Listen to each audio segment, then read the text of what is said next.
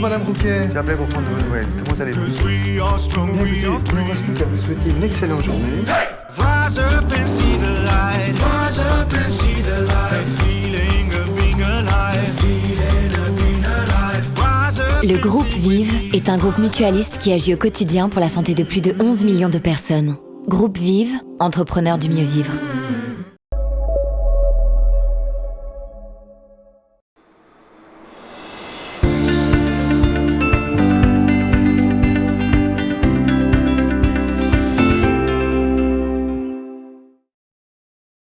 Bonjour à toutes et à tous. Les Français sont anxieux, c'est notre président qui le dit, face aux effets de la pandémie et surtout des différents confinements. Il n'est pas le seul à le dire, tous les médias, les plateaux de télévision, surtout, regorgent de propos anxiogènes, surtout de la part de notre conseil scientifique, avec, il faut le dire, une foule de contradictions qui n'arrangent pas le problème. L'anxiété symptôme peut-elle devenir maladie? Comment dépister, soulager, soigner? Et surtout, toutes les anxiétés sont-elles équivalentes? Docteur Nicolas Leblanc, vous êtes le co-présentateur de cette émission. Comment percevez-vous cette vague d'anxiété? Bonjour Jean-François. Écoutez, je pense que tout le monde ne vit pas la même pandémie. Il y avait un terme qui naissait au moment où j'ai fait mes études, qui était le stress post-traumatique. On se pose la question de savoir si cette anxiété n'est pas du ressort de ce stress post-traumatique. On va le voir pendant toute cette émission. Eh bien, c'est effectivement la première question que nous allons poser à un spécialiste incontesté, le professeur Michel Lejoyeux, professeur de psychiatrie et d'addictologie à l'Université de Paris, bien connu parce qu'il écrit de nombreux ouvrages et que c'est un habitué de mes émissions. Bonjour. Bonjour et merci de cette invitation. C'est un plaisir d'être avec vous. Écoutez, merci, moi aussi. L'anxiété générée par la pandémie a-t-elle à terme vocation de devenir un stress post-traumatique? Pas exactement. On est tous stressés, on est tous exposés à cette pandémie, mais le stress post-traumatique, c'est quelque chose de très particulier. C'est quand on a été confronté à une situation dangereuse, un accident, un attentat, par définition, un moment où on a failli mourir.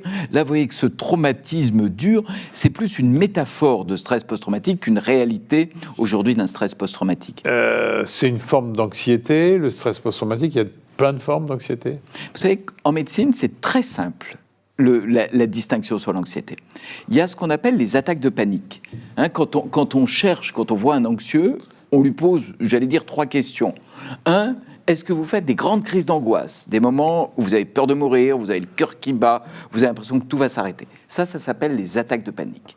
La deuxième forme d'anxiété, c'est ce qu'on appelle les phobies. Est-ce que vous avez une situation, un objet qui vous fait peur, et quand vous êtes confronté à cet objet, vous n'avez qu'une chose à faire, c'est de l'éviter, de le fuir. Par exemple, si vous avez une phobie des chiens, qu'on fait rentrer un chien sur ce plateau, vous allez tout d'un coup devenir tendu, vous allez vous mettre à transpirer et vous allez avoir de l'angoisse. Ça, c'est la définition de la phobie. Troisième grande catégorie d'anxiété, le stress post-traumatique. Il m'arrive quelque chose de grave, un accident, une menace, et je le revois et on en parlera des signes. Et puis une sorte de ventre mou, si j'ose dire, de l'anxiété, qui est cet état un peu intermédiaire qu'on appelle l'anxiété généralisée. Donc voilà les grandes formes d'anxiété telles qu'on les décrit et telles qu'on les recherche au quotidien. C'est bien précis. Est-ce que c'est normal d'être anxieux? C'est sans doute une forme de protection depuis la nuit des temps. Bien sûr. Vous savez, quand on a une angoisse, qu'est-ce qu'on fait? On active son cœur, on active sa respiration, on se met en position de résister à une menace. Donc l'anxiété, c'est un mécanisme phylogénétique fait pour que quand on vous menace, vous soyez prêt à vous défendre. Et donc le stress, à partir de quand on peut considérer que c'est de l'anxiété? Vous avez commencé à l'ébaucher, mais à partir de quand doit-on le prendre en charge? Alors, quand prendre en charge, c'est une question. Juste pour définir le stress. Le stress, ça vient de stringere, je tends.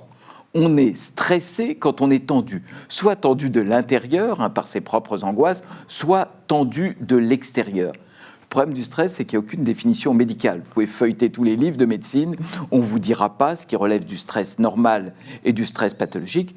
Donc je serais tenté de dire que le stress, c'est un peu la version grand public, et nous, on traite les troubles anxieux. La peur, c'est de l'anxiété? Non, la peur, c'est l'émotion. C'est tout le sujet en psychiatrie, c'est qu'on a des émotions normales. Si je crie très fort, là, que je me jette sur vous, Enfin, encore que je ne vais peut-être pas forcément vous faire peur, je me demande. Non, allez-y, essayez. Non, mais enfin, Bon, imaginons. Imaginons que je sois en capacité de vous faire peur. Vous ressentiriez peut-être pendant quelques instants une impression de peur. Vous n'allez pas développer un trouble anxieux. La peur, c'est une émotion en réaction. L'anxiété, c'est une maladie qui dure. Alors, vous dites que le stress, ça n'a pas de définition médicale, mais par contre, quand on voit toutes les modifications qu'il y a au niveau de l'organisme en cas de stress, ça a été très bien décrit et c'est hallucinant, jusqu'aux pupilles qui se dilatent pour faire peur, paraît-il. Donc c'est formidable. Bien sûr, c'est une grande réaction physiologique avec notamment une décharge d'adrénaline. Et l'adrénaline, c'est une molécule extraordinaire. Vous savez, c'est le seul neuromédiateur qui dépend de notre mode de vie, donc de ce qui arrive dans la vie et de la manière dont on pense. Vous ne faites pas bouger votre hormone thyroïdienne, vous ne faites pas bouger d'autres facteurs biologiques aussi facilement que l'adrénaline. Et l'adrénaline, c'est une sorte à la fois d'accélérateur de défense, mais aussi qui peut mettre en danger notre santé. Et alors l'anxiété, ça concernerait combien de personnes en France? 6, 7 millions, donc l'anxiété maladie, j'entends. Oui, on n'est pas forcément exceptionnel, comme vous savez, bien que vous soyez, j'ai compris, médecin de santé publique, vous savez qu'on n'est pas les rois de l'épidémiologie, mais on est à peu près à ce niveau-là, effectivement. Donc c'est colossal. C'est extrêmement important. Pour tous les professionnels de soins, c'est le trouble mental le plus fréquent. Et donc, vous voyez bien qu'il est à la limite du normal et du pathologique entre l'angoisse défensive, l'angoisse réactionnelle et l'anxiété maladie. Le rapport avec la dépression, anxiété-dépression, il y en a un d'abord ou pas? C'est un sujet passionnant. Vous aviez prévu que cette émission dure 2 heures ou 3 heures. Comme d'habitude avec vous. Comme d'habitude. Donc prévenez peut-être ceux qui nous suivent que là, on est parti pour 3 heures. 2-3 idées. L'anxiété augmente le risque de dépression. Quand on est tout le temps anxieux, quand on est tout le temps tendu, on augmente son risque de dépression. D'autres choses, quand on est déprimé, on est presque toujours anxieux. C'est rare d'être déprimé et serein. Donc il y a vraiment des liens très proches et au fond, les deux choses sont pas si incompatibles que ça. Le symptôme anxiété, est-ce que c'est quelque chose qui est pas suffisamment souvent recherché dans le cadre de l'interrogatoire? Je m'adresse surtout aux médecins généralistes. Que faudrait-il faire pour qu'ils aillent le chercher ou pas? Est-ce que ça vient naturellement dans la consultation, pardon? Alors, vous savez, il y a trois situations. Il y a la situation où le patient vient vous voir en disant « je suis anxieux ». Ça, c'est facile. En général, ils arrivent plutôt chez les spécialistes psy, vous voyez, psychologues, psychothérapeutes, psychiatres. Il y a les cas où le patient arrive avec un symptôme qui est un symptôme de tension. Mal au ventre, mal à la tête, fatigue, et il va falloir aller le chercher. Et puis il y a un certain nombre de cas aussi où le patient ne se plaint pas de grand-chose, et ça va être au professionnel de santé que d'aller l'interroger sur son niveau de tension, son inquiétude, et puis ce qu'on vient de dire tout à l'heure, panique, phobie ou anxiété généralisée. Alors, vous avez écrit un ouvrage il y a quelque temps qui s'intitulait « Les 4 saisons de la bonne humeur », qui partait du principe que tout déprimé est un bien portant qui s'ignore. La bonne humeur s'est éloignée. Alors, vous récidivez avec un nouvel ouvrage aux éditions Jean-Claude Lattès avec « Les temps de la Renaissance », avec un sous-titre « Le stress traumatique n'est pas une fatalité ». Oui, c'est exactement ce qu'on dit. On est tous stressés. On est tous tendus, on est tous exposés à cette tension que représente la pandémie aujourd'hui. Vous avez vu que notre mode de vie change, beaucoup de choses changent, mais face à ça, un certain nombre sont malades. Je ne suis pas angélique, je vois dans mon service hospitalier ce qui se passe, mais nous ne sommes pas tous condamnés, en plus du risque de pandémie de Covid, à être atteints par une maladie qui serait le syndrome psychiatrique induit par le Covid, même si, j'insiste, les psychiatres dont je fais partie, notamment les psychiatres hospitaliers, sont extrêmement vigilants quant à l'impact sur l'esprit de tout ce que nous vivons. Alors, quels seraient les gestes barrières à faire pour me protéger de ces troubles anxieux en cette période? Alors, notre cerveau, un geste barrière. Oui, bien sûr, pas pour le virus. Pour notre cerveau. Bien sûr. Mais déjà, il est important de respecter les gestes barrières. Vous avez vu, là, on est évidemment très, très espacé. On a des stratégies de désinfection. Les gestes barrières, je dirais, ça va être 2-3 choses et on va avoir le plaisir de les détailler. La première, c'est de ne pas être dans le déni. Vous voyez, de ne pas rechercher une sorte d'euphorie perpétuelle, de se dire que ce moment que nous vivons est un moment extraordinaire et qu'il est forcément le plus agréable. Nous vivons un stress. L'autre chose, c'est pour ça que j'ai fait ce livre, c'est qu'il y a des stratégies de résilience, de résistance, de renaissance. Alors on peut jouer sur les mots, tout ça n'est pas finalement si différent, mais en tout cas, nous avons à notre portée des petites expériences qui peuvent nous aider à résister, à la condition, 1, qu'on ne dénie pas, 2, qu'on n'imagine pas que ces gestes barrières, comme je les appelle, vont traiter les troubles anxieux, les troubles dépressifs et les grandes maladies. Dans nos urgences, c'est évidemment pas uniquement ça qu'on fait, mais c'est comme dans toute la médecine, il y a de la prévention, il y a du dépistage, et puis il y a du traitement des maladies. Alors on n'insiste pas sur la prévention en psychiatrie. C'est intéressant de savoir qu'il y a ces gestes barrières, qu'il y a ces exercices quelque part pour prévenir la survenue de troubles anxieux. Bien sûr, il y a un mode de vie. On parlera peut-être tout à l'heure d'exercice physique, de manger sainement. Au fond, le corps et l'esprit s'entretiennent un peu de la même manière, sans nous oublier, comme dans toute histoire de prévention, qu'il faut aussi dépister les vraies maladies. Je ne voudrais pas être angélique et qu'on jette aux orties les traitements classiques. D'ailleurs, allons-y tout de suite sur l'exercice physique, parce que pour moi, c'est une révélation que la psychiatrie découvre, comme les autres disciplines l'ont découvert depuis longtemps, les vertus de l'exercice physique. On avait l'impression que ce n'est pas chez un psychiatre qu'on allait sortir avec la recommandation d'aller faire un peu d'exercice physique. Or, il est bien évident que vous le prescrivez depuis longtemps. Moi, je le prescris depuis longtemps, et surtout, je me fais écho dans le livre de recherche qui montre que ce n'est pas une lubie ou une marotte personnelle, mais que, par exemple, 6 minutes de marche rapide dans le froid augmente de 10% votre niveau de bien-être. Vous mesurez avec une échelle de bien-être, et bien vous avez pris 10% de bien-être simplement avec 6 minutes de mouvement. Il y a 2-3 petites idées pour qu'il marche, l'exercice physique. 1, il faut des objectifs raisonnables, adaptés à son gabarit. Si je veux devenir basketteur, aujourd'hui, je vais avoir du mal. 2, il faut s'y mettre tout de suite. On prend la résolution et on s'y met tout de suite. Il vaut mieux un peu tout de suite qu'une sorte d'idéal et un grand soir demain. Alors, on va parler de votre livre, parce que vous m'avez fait faire de la grammaire, puisque vous avez un livre qui est conjugué aux 4 temps de le passé, le présent, le futur, et le plus original, le gérondif, que j'avais oublié, pour être franc. J'ai eu raison de vous faire un peu de grammaire. Je suis pas persuadé que tout le monde possède dans les conjugaisons. Mais avant de les détailler, c'est quoi le pronostic de traitement d'un trouble de l'émotion? Est-ce que vous obtenez de très bons résultats? Nous obtenons d'excellents résultats. Mais vous savez, nos malades de l'émotion, que ce soit les anxieux ou les déprimés, ils subissent la double peine. 1, on pense qu'ils sont incurables, et 2, on pense qu'ils n'ont pas des vraies maladies. Ce que disent les professionnels de la santé mentale, c'est exactement l'inverse. C'est des vraies maladies. Oui, qui oserait dire à un cancéreux, écoute, t'es pas vraiment malade et on peut rien pour toi. C'est exactement pareil. Il faut juste pas être rigide dans sa tête et accepter d'avoir des mesures de mode de vie, de la prévention, de la psychothérapie et des médicaments. On a besoin de tout. On voit que vous appuyez sur tout, mais là, justement, vous parlez de cette espèce de dire « t'es pas malade ». L'entourage a un rôle extrêmement important, car c'est souvent de l'entourage que vient le « mais non, t'es pas malade ». Bien sûr. L'entourage traite toutes les maladies classiques, j'allais dire, par la compassion. Quand vous êtes cassé la figure, tout le monde est gentil avec vous. Et traite les maladies psy par de la morale. Fais donc un effort, prends sur toi, tu vas pas te laisser aller, ou s'improvise psychothérapeute amateur. Vous voyez, c'est quand même assez impressionnant.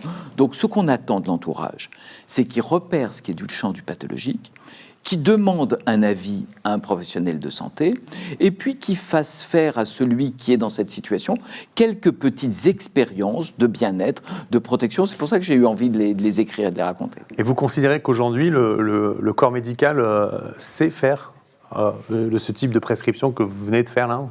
Je pense que le corps médical sait le faire, oui. Il a évidemment besoin d'un peu plus de temps. Et il a besoin aussi, c'est ce que j'essaie de faire, de quelques idées claires. Vous voyez, si notre discipline apparaît trop floue, trop compliquée, on va faire peur à tout le monde. Mais on n'est pas très différent des autres champs de la médecine. C'est pas beaucoup plus dur de débrouiller un trouble anxieux qu'une hypertension artérielle. Parce que la prescription, l'identification des gestes de prévention en santé mentale et puis la prescription de psychothérapie, c'est pas tellement la loi du genre par le médecin généraliste. Ben oui, mais on peut espérer que ça le devienne. On peut espérer aussi que le généraliste, et j'espère qu'il fera référence moins à mon livre d'ailleurs qu'à son contenu, vous voyez, autour de pratiques de vie. Il n'est pas du tout scandaleux qu'un généraliste aujourd'hui travaille sur le mode de vie. Vous savez à quel point ces actions de prévention sont importantes. Il a intégré ce qu'on appelle ce mot hygiéno-diététique, vous voyez, je trouve que c'est pas forcément très joli en termes de maladies physiques. Il faut vraiment l'intégrer en termes de maladies de l'esprit, là encore sans méconnaître les cas qui relèvent du soin. Les généralistes ont quand même la réputation de prescrire, d'avoir la main lourde sur les psychotropes. Alors, vous savez, mes copains infectiologues disent les antibiotiques, c'est pas automatique. Les antidépresseurs, c'est pas automatique non plus. Si on dit 2-3 choses simples sur les psychotropes, on a plutôt une sous-prescription d'antidépresseurs qui sont actifs sur les dépressions caractérisées et qui sont actifs sur les troubles anxieux. Il y a des médicaments qu'il va falloir un peu jeter, c'est tout ce qui est du champ des tranquillisants. C'est vraiment, ça peut être utilisé très ponctuellement, mais c'est pas bon à long terme. Et les somnifères.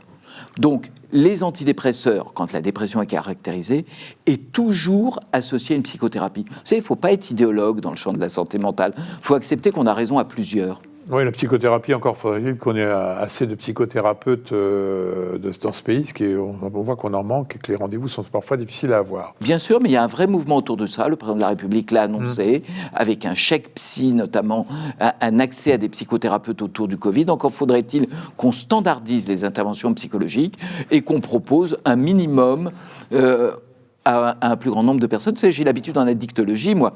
Un des sujets, c'est de faire une initiation déjà à ce travail sur l'esprit au maximum de celles et ceux qui en ont besoin. Alors, l'addictologue, je comprends que de nombreux généralistes vous appellent très vite, vous confient très vite, parce que c'est des malades difficiles à conserver dans une patientèle.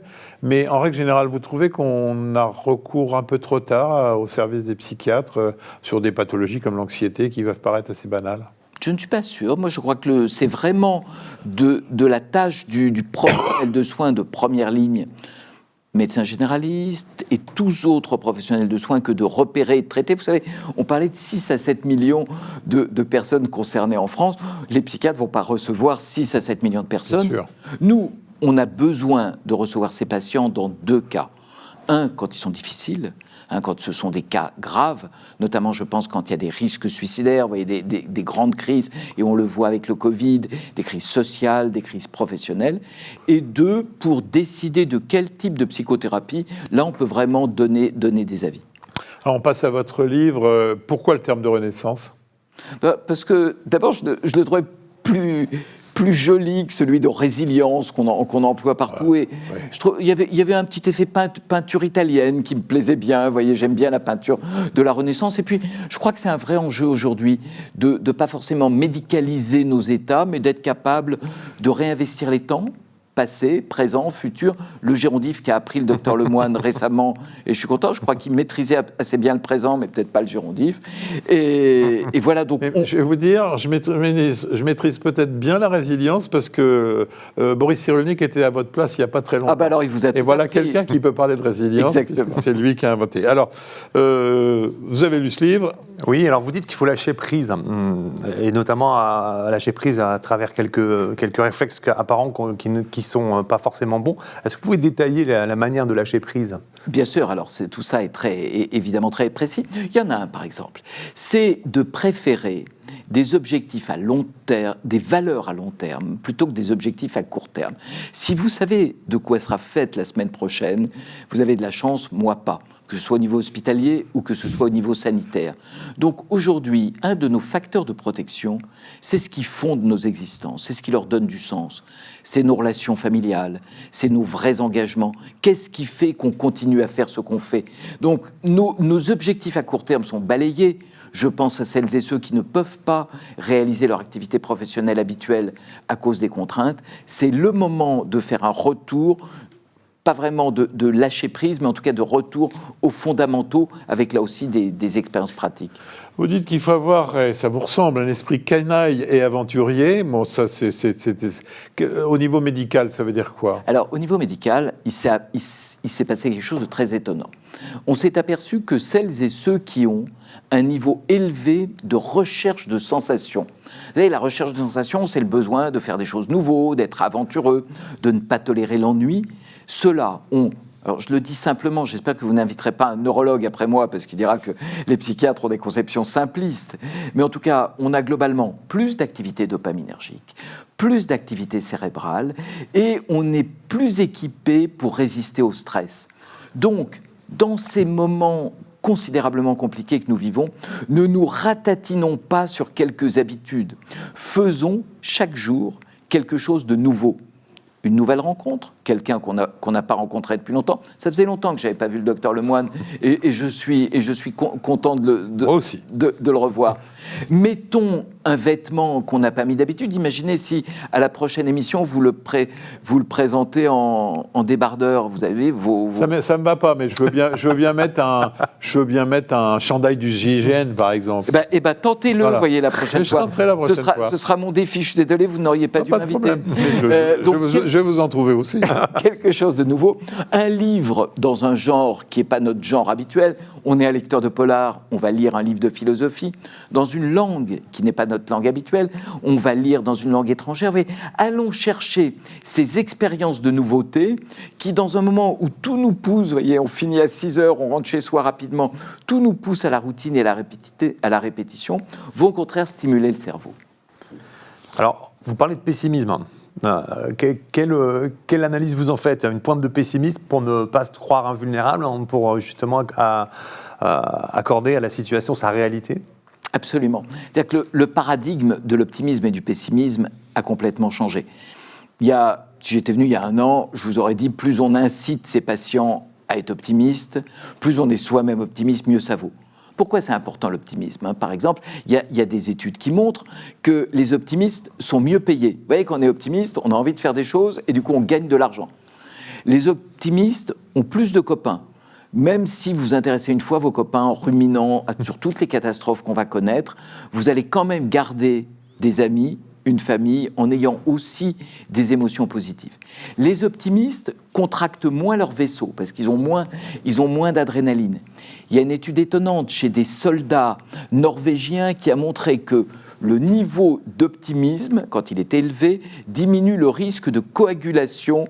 Il y a un lien. Donc vous voyez, on a tous les bénéfices sanitaires à être optimiste. Et puis pour nous suivre là, pour faire de la prévention, il faut être un peu optimiste. Il faut croire que ce que nous faisons sert à quelque chose. Vous voyez, donc l'optimisme est absolument nécessaire. Sauf que l'optimisme d'aujourd'hui a un peu changé. Votre bouquin est formidable, je dis à tous ceux qui veulent le lire, parce qu'il y a plein de conseils, on n'aura pas le temps de tout revoir, mais... On reviendra. Oui, bien sûr. Le jour où vous serez en gilet du bien GIGN, sûr, vous reviendrez. Bien sûr, mais encore faut-il que l'émission soit plébiscitée. On verra, mais j'adore cette idée qu'on ait un peu de challenge. Oui, mais ce sont les gens qui nous écoutent qui font le fait qu'on traite ces sujets-là. Donc n'oubliez pas, vous savez, vous avez notre adresse. Dites-nous ce que vous pensez du professeur Le Joyeux, parce que je lui ferai... Ne dites que des choses positives, si je peux me permettre, sinon... Sauf que vous dites qu'il faut avoir une tendance à la rêverie et à l'oubli. Ouais, ça c'est amusant. Là aussi, des études très sérieuses qui ont montré que celles et ceux qui sont capables de ce qu'on appelle le mind wandering, l'esprit vagabond, sont plus résistants en période de stress. Alors certains sont naturellement rêveurs, peuvent passer des après-midi entiers à rêver, ceux-là, je ne vais pas les inciter à continuer. Ceux qui sont en permanence accrochés à l'actualité, aux news, aux choses inquiétantes, vont faire chaque jour 10 minutes de rêverie. Vous voyez, on se prend 10 minutes, on se le chronomètre. Et pendant 10 minutes, on débranche son téléphone, on débranche son ordinateur, on se coupe des infos, on se sert d'une musique planante, chacun à la sienne. Éventuellement, on a lu avant un petit texte un peu poétique, un peu planant, et ces 10 minutes de rêverie vont augmenter notre capacité à supporter les moments, au contraire, d'hypervigilance que va nous imposer l'actualité. Vous nous incitez finalement à une certaine nonchalance, une certaine placidité, avec peut-être le risque de devenir mou pour certains. Où est-ce qu'on trouve le bon équilibre ? Le risque n'est pas de devenir mou, le risque est vraiment de se concentrer sur le long terme. Vous voyez, le long terme et le sens. Ce n'est pas de la nonchalance, mais si on est en permanence à enquiller des rendez-vous très stressants avec un quotidien qui nous empêche de le faire, donc le rythme, il est là. Le rythme, il est vraiment d'arriver à faire son quotidien sans être totalement dans le stress. Il faut faire de l'ennui un bonheur, quelque part? Non, pas un bonheur. Je ne veux pas tout positiver. Nous sommes dans un stress considérable. Je pense que cette idée de faire de ce moment de stress un moment de bonheur est un stress de plus. Est-ce que toi, tu es totalement heureux quand tu dois rentrer chez toi à 6 heures? La réponse est non. Mais on est malheureux, mais on a des capacités de résilience. Mais vous voyez, on va très contre cette notion de développement personnel, au fond, de vivre son confinement de la manière la plus extatique qui soit, et chaque instant comme un instant de bonheur. C'est pas vrai. On reconnaît, mais comme partout en médecine, on reconnaît le stress, on reconnaît les difficultés, on n'oublie pas ceux qui sont malades et on met en place des techniques de résilience. On est peut-être dans un sens de recherche de la survie aujourd'hui, parce qu'on ne se le dit peut-être pas, mais est-ce que le terme de guerre employé par notre président vous choque ou vous estimez qu'on est dans une période comparable à 1918 ou 1945 ? Alors, je ne suis pas historien et je n'ai pas, comme vous, connu 1918. Oui, mais moi, j'ai bien connu un Le Joyeux qui était très intéressant à l'époque.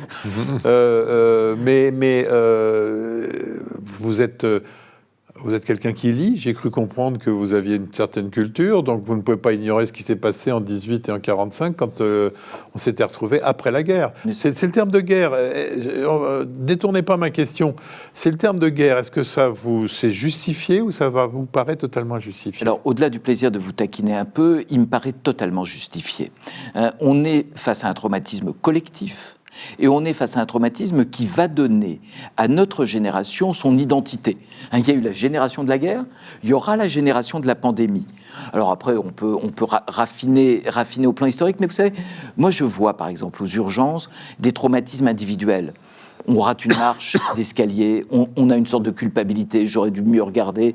Et face à ces accidents individuels, les réactions psychologiques sont encore plus fortes que face à quelque chose de collectif, où certes, on est en difficulté, mais on n'est pas les seuls, ça a du sens et ça va continuer à donner cette couleur à notre existence. Mais alors du coup, quelles sont nos armes face à cette génération Covid et la détresse qu'elle génère? On parle beaucoup des problématiques chez les étudiants.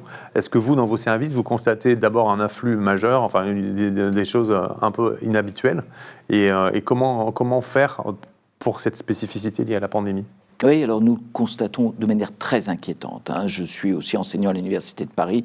Je vois à quel point c'est difficile. Je pense à nos étudiants en médecine qui doivent passer des concours avec uniquement des cours en ligne. Ça les agaçait peut-être de nous voir, mais maintenant qu'ils ne nous voient plus, c'est encore plus compliqué. Cette convivialité qui n'existe pas. Il y a des choses quand même autour de la restauration d'un lien social. Et au fond, d'avoir des activités autour de l'altruisme. Vous voyez, être capable de faire des choses pour les autres. Moi, je suis très impressionné aussi par les solidarités étudiantes qui se mettent en place, par ces associations étudiantes. Et les enseignants sont évidemment à leur écoute. Donc, toujours pareil. Vigilant vis-à-vis des plus malades et capable de mettre en action des actions collectives qui ont du sens. Vous savez, on va s'en sortir tous ensemble de tout ça, même si certains ont un exercice individuel. Je pense qu'il faut se dire, qu'est-ce que j'ai fait aujourd'hui pour l'autre? Ça a l'air un peu naïf quand je le dis comme ça a l'air un peu simple, mais on s'aperçoit que celles et ceux qui ont des capacités d'altruisme ont des capacités de résistance, de résilience, de renaissance augmentée. Alors, on va parler des réseaux sociaux parce que vous dites que la parole est fondamentale, qu'il faut la faciliter et les gens parlent très peu entre eux. Mais par contre, il y a toujours ces réseaux sociaux. Je vous le dis, vous donnez une grande place à l'écrit. Pourquoi et avec quelle stratégie? Et est-ce que là, l'écrit, les réseaux sociaux peuvent aussi jouer un rôle ou c'est antinomique? Alors pour moi, ce sont deux choses totalement différentes. Les réseaux sociaux, pour moi, sont intéressants si ils aboutissent à des vraies émotions. Le psy que je suis travaille sur l'émotion et les vraies relations. Si, grâce aux réseaux sociaux, celles et ceux qui nous écoutent, finalement, mobilisent de véritables émotions, vous voyez, ce serait idiot de dire que ce n'est pas utile. Mais n'oublions pas que la finalité, c'est quand même à un moment des relations individuelles. Et puis l'écrit, vous savez, je prône une psychothérapie très nourrie de thérapie cognitivo-comportementale. Je me souviens de m'être fait souvent moquer, nous utilisons beaucoup le carnet, le crayon. Pourquoi, si on reprend mes 4 temps? Sur le présent, pour noter ses qualités, pour noter ses émotions positives. Sur le passé, pour éventuellement noter des souvenirs désagréables qu'on a pu traverser. Sur le futur, sur le gérondif. Et au fond, reprendre une capacité à lire en soi, à lire ses émotions, c'est bien. Et puis quelquefois, quand on écrit, c'est le diarisme, c'est le traitement par le journal, on est moins exigeant et moins dur que quand on fait de l'examen de conscience un peu culpabilisé. Alors, je rappelle que nous ne faisons que butiner dans votre dernier livre, qui, au niveau des recettes et conseils, est extrêmement riche, Les 4 temps de la Renaissance, aux éditions Jean-Claude Lattès. Alors, on a vu le passé, le présent, le futur. Que peut-on aujourd'hui prévoir avec une certitude suffisante pour être crédible? Alors, il y a deux traitements possibles du futur. Il y en a un qui vient de l'université de Boston, qui a montré que 3 actions faites chaque semaine, ils l'ont testé, au bout de quelques mois, améliorent 60% de celles et ceux qui le font. Un, pour améliorer son futur, étonnamment, une lettre de gratitude. Je dis merci. J'ai envie de râler contre tout le monde dans ces situations de crise. Eh bien, je vais trouver quelqu'un à dire merci.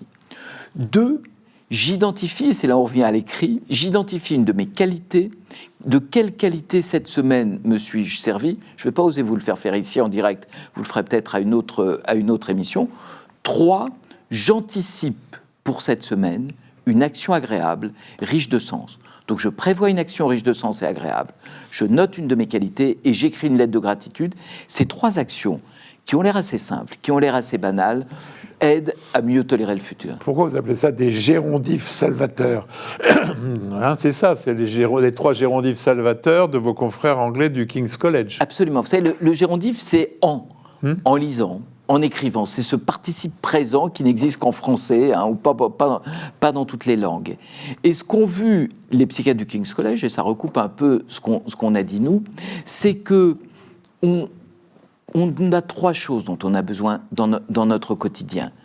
1, évidemment, une capacité d'altruisme. Je le redis, tout ce que nous faisons pour les autres, et je pense aux professionnels de santé qui nous écoutent, ils se font du bien à la résistance, à la résilience, à la renaissance, en aidant les autres. Donc plus on aide les autres, plus on est efficace. Ça, c'est la première chose. La deuxième chose, c'est de trouver une relation apaisée à l'actualité. On est en permanence sollicité, par des informations inquiétantes. Il faut qu'on trouve quelque chose entre le déni et l'hyperinformation. Et la troisième chose, dans ces moments difficiles, c'est d'instiller dans sa vie un peu de nouveauté et j'allais dire un peu de bon narcissisme, de capacité à reconnaître en soi. Vous savez, on a fait la lettre de gratitude, on se fait une lettre, si j'ose dire, d'auto-gratitude. Qu'est-ce que tu as fait de bien, toi, cette semaine? Alors vous dites que les utopistes l'emportent sur les productivistes. Vous venez de l'exprimer là, vous le pensez vraiment ou vous pensez que c'est un vœu pieux? Parce que ce que vous nous expliquez là, à mettre en œuvre... c'est peut-être pas forcément simple. Et est-ce que les généralistes peuvent le conseiller à leurs patients, typiquement dans cette période de pandémie? Bien sûr, j'ai vraiment aucun doute là-dessus. C'est pas du tout un vœu pieux. L'utopiste, il est sur le long terme, il est sur les valeurs et il est sur ce qui a du sens. Vous voyez qu'aujourd'hui, si vous êtes sur le court terme, avec des objectifs économiques à court terme et des choses qui n'ont pas de sens, vous êtes en danger. Donc, on va peut-être pas opposer utopiste et productiviste, mais je pense que dans ces moments de crise, nous avons besoin d'expériences pratiques, j'en donne dans le livre, et puis aussi d'un petit peu d'utopie. Et ces expériences, elles sont des conseils à donner ou des prescriptions? C'est sur ordonnance? Est-ce que vous rédigez des ordonnances de cette nature-là? Je fais des suggestions, vous savez, comme toujours en médecine, chacun le sait en médecine, plus on est directif, moins on est écouté, plus on est directement, plus on impose les choses, moins on est écouté, mais je pense que ce qui est important, c'est on est où on se veut scientifique, c'est d'utiliser des techniques pour lesquelles des études montrent qu'il y a une efficacité. Donc finalement, c'est être pessimiste de constat et optimiste d'action. Ouais, vous savez, c'est Alain qui disait on est pessimiste de nature et optimiste de combat. Hein, ce philosophe est peu dépassable. On est toujours pessimiste de nature et optimiste de combat. Vous dites que les questions posées en gérondif sont particulièrement révélatrices. Oui. Imaginez ce moment de mind-wandering. Imaginez qu'est-ce qu'on est là tout de suite en train de penser. Ce moment de... Excusez-moi, j'ai pas compris. De gérondif ou d'esprit mind-wandering, d'esprit vagabond. D'esprit vagabond. On se déconnecte. Ce qui va nous traverser l'esprit, c'est ce à quoi on tient vraiment. Peut-être dans notre vie personnelle, peut-être dans nos valeurs. Donc, oui, là aussi, se reconnecter grâce à cette expérience de vagabondage de l'esprit à ses valeurs fondamentales. Vous dites, alors ça m'a beaucoup surpris, qu'il y a une phrase magique dans psychiatrie, c'est « par exemple ». Oui, ça c'est pas moi qui le dis, je l'ai volé à un grand psychiatre et psychanalyste qui s'appelait Sándor Ferenczi, qui passait de la généralité au concret. Ça veut dire quoi? Quand quelqu'un vous dit « je suis pas content », par exemple, dès qu'on commence à trouver des motifs d'anxiété, d'insatisfaction, on va trouver des solutions. Le pire, c'est une espèce de pensée en tout ou rien. De toute façon, je suis pas content, je suis globalement pas content. Tout notre métier de psy est de passer d'une insatisfaction globale à des motifs d'insatisfaction et d'une attente euphorique de demain, je serai totalement heureux. Aucun de nous n'est totalement heureux, et particulièrement dans ces moments-là, à des petits motifs de satisfaction. Donc vous nous dites finalement qu'il faut se connaître par le gérondif. Et puis il y a deux temps dans lesquels vous parlez dans votre livre, qui sont des temps un peu à mettre à distance, qui est le conditionnel et l'impératif, qui seraient source de stress. Vous pouvez nous en dire plus? Oui, le conditionnel, c'est les rumeurs. Hein, vous êtes des grands attaquants de ces rumeurs, de toutes ces choses. Qu'est-ce qui pourrait se passer? Je veux dire, la réalité est déjà suffisamment compliquée. Si on y rajoute des conditionnels compliqués, vous imaginez à quel point elle devient un pire cauchemar que ce qu'elle est. Et l'impératif, je pense, c'est au fond tout ce qu'on s'impose inutilement. La situation nous impose déjà suffisamment de choses pour qu'on ne se mette pas en plus des contraintes ou qu'on n'ait pas, par exemple, des habitudes contraignantes, pourquoi pas des addictions.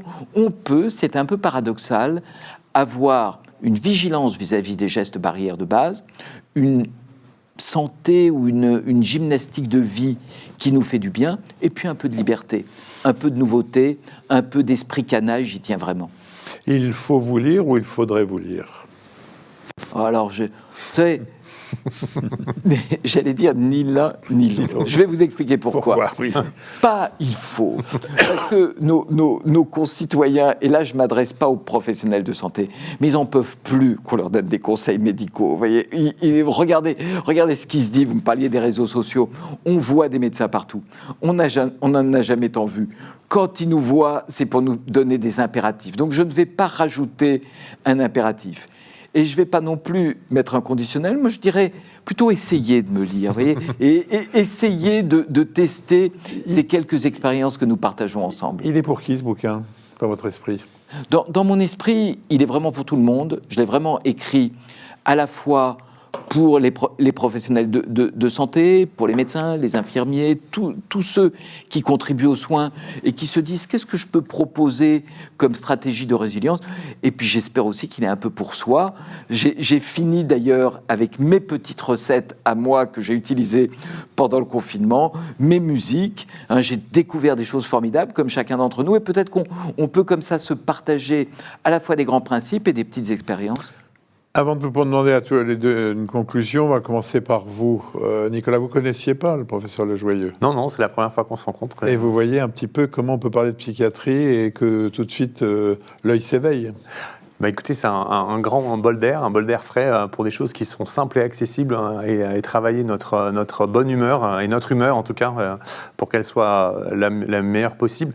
Moi je retiens aussi une autre chose, c'est que pour les médecins généralistes et les professionnels de santé, ce sont des mesures à portée de main et qui sont assez simples parce que quand on se met à la place de nos confrères, les réseaux en psychothérapie sont peut-être pas si visibles et aussi bien organisés que les pharmacies par exemple, et c'est pareil pour l'activité physique. physique adapté.